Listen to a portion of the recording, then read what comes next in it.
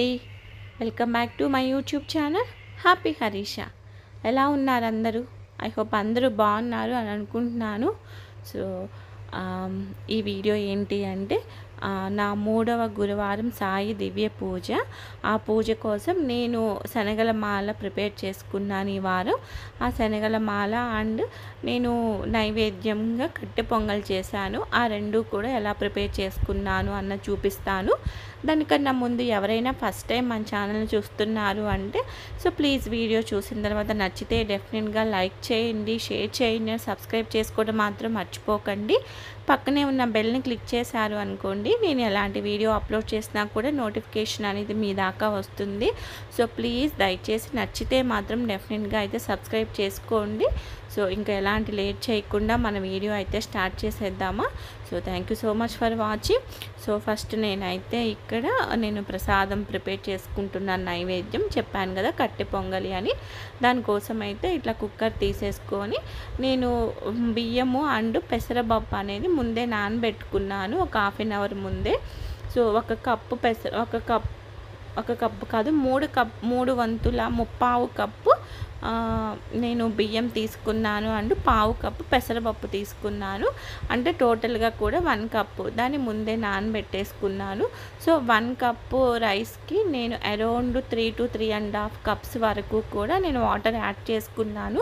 మరి స్టార్టింగ్గా ఎక్కువ water వేసేసుకోకండి. So rice అనేది మంచిగా కుక్ అవ్వదు అండ్ ఇంకా ఎక్కువ కూడా పొంగిపోతుంది. సో అవసరమైతే మళ్ళీ తర్వాత అయినా మనం వాటర్ యాడ్ చేసుకోవచ్చు. సో వాటర్ వేసుకున్నాక నేను ఇట్లా మిరియాలు అయితే వేసుకుంటున్నాను. అరౌండ్ 4 to 5 మిరియాలు.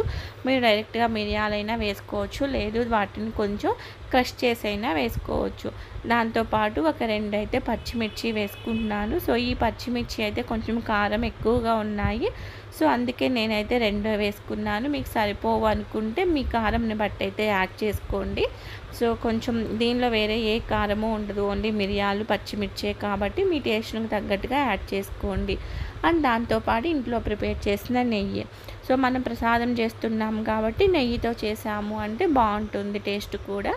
సో పెట్టేసుకున్న తర్వాత లిడ్ పెట్టేసుకొని అరౌండ్ 3 to 4 విజిల్స్ వచ్చిన దాకా అయితే కుక్ చేసుకోండి. తర్వాత విజిల్స్ అన్నీ దానిలో ఉన్న గ్యాస్ అంతా పోయిన తర్వాత అయితే కుక్కర్ మూత ఓపెన్ చేసుకోండి.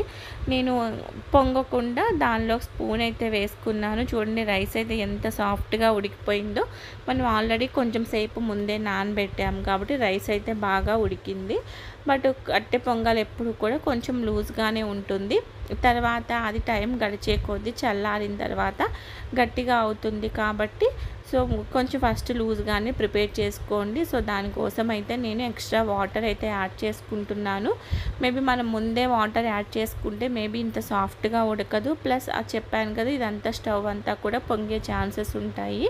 సో ఇట్లా తర్వాత అయినా యాడ్ చేసుకోవచ్చు. సో నేను ఎంతైతే వాటర్ కావాలో అంత రిక్వైర్డ్ అమౌంట్ వాటర్ అయితే యాడ్ చేసుకుంటున్నాను.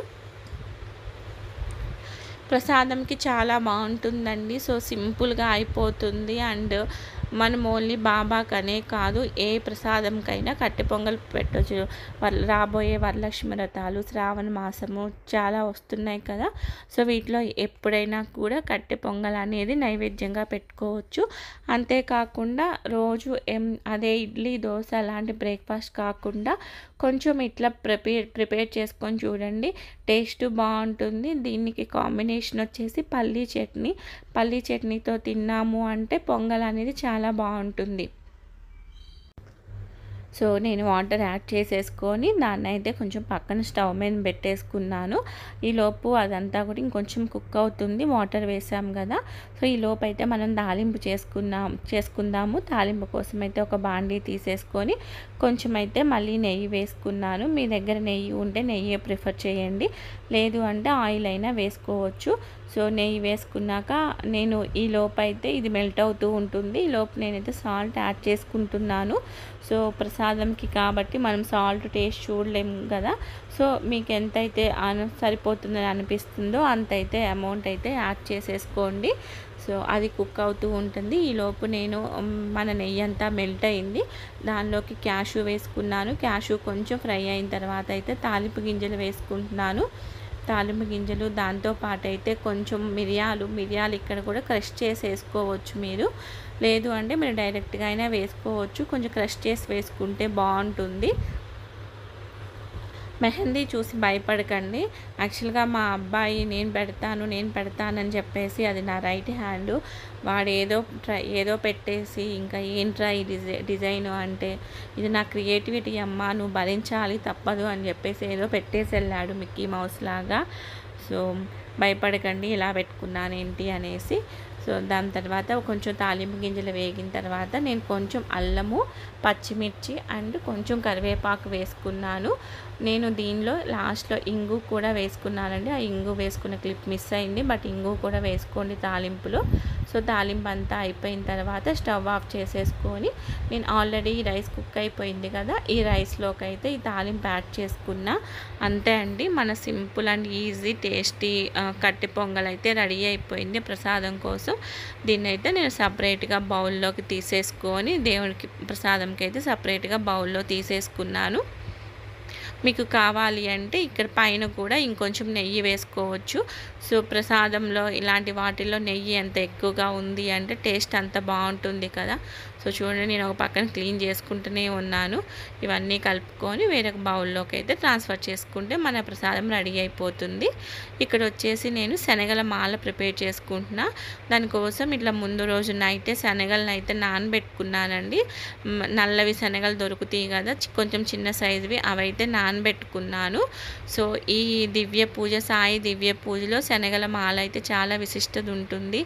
ఏదైనా కోరిక తీరాలి అనుకుంటే అది శనగల మాల వేసుకున్నాము అంటే తీరటానికి చాలా వరకు అవకాశం ఉంటుంది. సో సాయి దివ్య పూజ చేస్తున్న వాళ్ళు కనీసం ఒక వారం అన్న శనగల మాల వేసుకోవటానికైతే ట్రై చేయండి.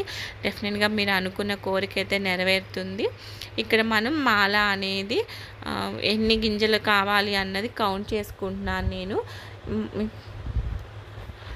మాలకి మనం 11 కానీ, 21 కానీ, 51 కానీ, లేకపోతే 108 కానీ శనగల గింజలు అనేది మనం యూజ్ చేసుకోవచ్చు. మన ఇంట్లో ఉన్న బాబా దాన్ని బట్టి, ఫోటోని బట్టి మనకి ఎంత సైజు కావాలి అన్నది దాన్ని బట్టి మనమైతే గింజలు తీసుకోవాలి. నేనైతే ఇక్కడ 51 గింజలు తీసుకుంటున్నాను మా ఇంట్లో ఉన్న బాబా పటానికి. సో అప్పటికే అది నాకు చాలా ఎక్కువైపోయింది విగ్రహానికి. నేనైతే దాన్ని 2 లేయర్స్ లాగా వేసుకున్నాను. సో దానికోసం అయితే ఫస్ట్ ఇట్లా నీడిల్ తీసుకొని, సూది దారం తీసుకొని, దారానికి మనం మొత్తం కూడా పసుపు రాసుకోవాలి. మనము ముడుపు కట్టుకున్నాం కదా సాయి దివ్య పూజ స్టార్ట్ చేసే ముందు, ఆ ముడుపుకైతే మన క్లాత్కి ఎట్లా వైట్ క్లాత్ తీసుకొని దానికి మొత్తం పసుపు రాసుకున్నాము. అలానే ఇక్కడ వైట్ దారం తీసుకొని దారం మొత్తానికి కూడా పసుపు రాసుకోవాలి. దారం కొంచెం ఎక్కువే తీసుకోండి. సో ముడి వేసుకోవటానికి దానికి ఈజీగా ఉంటుంది. సూది అన్నది కొంచెం లావుగా ఉన్నది తీసుకోండి. నేనైతే నా దగ్గర చాలా సన్నగా ఉన్న చాలా చిన్నవి నీడిల్స్ మాత్రమే ఉన్నాయి. సో అది నాకు గట్టిగా పట్టుకొని లాగటానికి కూడా రావట్లేదు, కొంచెం ఇబ్బంది అయింది. బట్ ఆల్రెడీ బాగానే నాని ఉంటాయి కాబట్టి శనగలు అనేది ఈజీగానే దిగుతుంది సూదికి.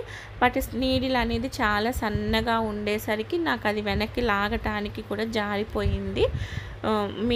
మీకు కుదిరితే ముందు రోజు నైటే స్నానం చేసిన తర్వాత అయితే నానబెట్టుకోండి. లేదు మర్చిపోయారు అంటే అట్లీస్ట్ నెక్స్ట్ డే మార్నింగ్ అయినా నానబెట్టుకొని ఈవినింగ్ పూజ చేసుకోవడానికి అయితే ట్రై చేయండి. ఎందుకంటే శనగలు నానకపోతే అవి సూదికి దిగవు, మాల గుచ్చుకోవటానికి రాదు కాబట్టి. సో ఇక్కడైతే నేను చిన్నగా ఒక్కొక్కటి అయితే వేసుకుంటున్నాను. చాలామందికి డౌట్ ఉంటుంది పూజ అయిపోయిన తర్వాత ఈ మాల ఏం చేయాలి అని. సో ఈ మాలలో ఉన్న ఈ శనగల్ని మనం ప్రసాదం లాగా తీసుకోవచ్చు. లేదు అంటే ఒక పచ్చని చెట్టు ఉంటుంది కదా, పచ్చని చెట్టు మీద వేయొచ్చు. లేదు అంటే ఆవుకైనా పెట్టొచ్చు. బట్ ఆవుకు పెట్టే ముందైతే దానిలో ఉన్న దారం తీసేసి పెట్టండి. దారంతో కలిపి పెట్టామంటే పాపం అది దానికి ఇంకా ఇబ్బంది అవుతుంది కదా. శనగల మాల అనేది ప్రిపేర్ చేసుకోవడానికి అయితే ట్రై చేయండి. చాలా విశేషమైన ఫలితాలు అయితే ఉంటాయి శనగల మాలకి దివ్య పూజలో. సో మీకు ఎంతైతే కావాలో అంత మాల అయితే మంచిగా నీట్గా గుచ్చుకోండి. ఎక్కడా కూడా శనగలు అనేది విరగకుండా నేనైతే 51 గింజలతో అన్నది ప్రిపేర్ చేసుకుంటున్నాను. ఇది నా 3వ వారము. నేను మొత్తం కూడా 5 వారాల సంకల్పం అయితే తీసుకున్నాను. ఇది నా 3వ గురువారము. నేను పూజా విధానం అదంతా కూడా ఫస్ట్ వారమే చూపించాను కాబట్టి నేను ఆ పూజ చేసుకోవడం అదంతా అయితే ఏం చూపించట్లేదండి. కేవలం నేను ప్రిపేర్ చేసుకునే ఇట్లాంటివి మాత్రమే చూపిస్తున్నాను. సో మొత్తం వేసుకున్న తర్వాత మీరు టైట్గా లాగేసి అయితే ముడి వేసేసుకొని ఆ దారం అయితే కట్ చేయండి. అంతేనే మన శనగల మాల అయితే రెడీ అయిపోతుంది. ఇది చూడటానికి బాబా మెడలో వేసినప్పుడైతే ఒక రుద్రాక్ష మాల లాగా అయితే కనిపించిందండి. చాలా బాగుంది, బాగా అనిపించింది బాబా మెడలో వేసి చూసినప్పుడైతే.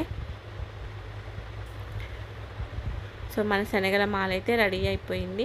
సో అంతే అండి, చూడండి అది నిజంగా ఏదో రుద్రాక్ష మాల వేసుకున్నట్లున్నాడు కదా బాబా. నాకైతే చాలా పొడవైపోయింది, అందుకని నేను 2 లేయర్స్ లాగా అయితే వేసుకున్నాను. సో ఇలా సింపుల్గా నేను శనగల మాల అండ్ కట్టె పొంగలి ప్రిపేర్ చేసుకొని నా 3వ వారం దివ్య పూజ అయితే ఫినిష్ చేసుకున్నానండి. సో ఎవరైతే వీడియో చూస్తున్నారో డెఫినెట్గా ఛానల్ అయితే సబ్స్క్రైబ్ చేసుకోండి. ఇంకొక మంచి యూజ్ఫుల్ వీడియోతో మళ్ళీ కలుస్తాను. Thank you so much for watching. Bye.